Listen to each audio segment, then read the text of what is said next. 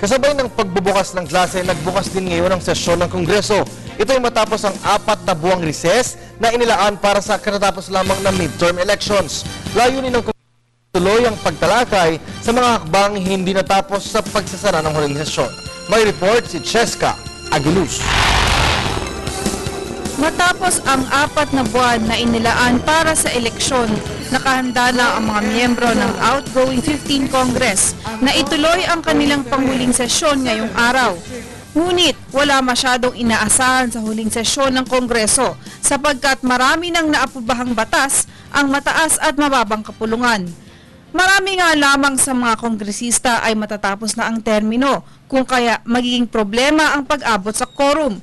Sila rin ay muling tumakbo sa katatapos lamang na eleksyon, ngunit bigong magwagi. Sa ganitong klaseng sitwasyon, may posibilidad na kakaunti lamang ang pumunta.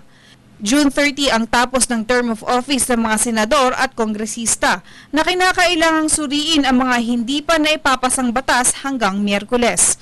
Samantala, ang mga nanalong kongresista at senador noong Mayo ay mataas ang tsansa na pumasok.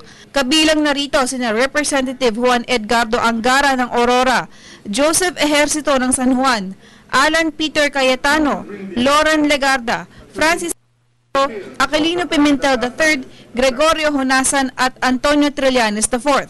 Sa June 30 rin ang oath-taking ng mga nagwaging miyembro ng 16 Congress. Para sa Telebisyon ng Bayan, Cheska Aguiluz.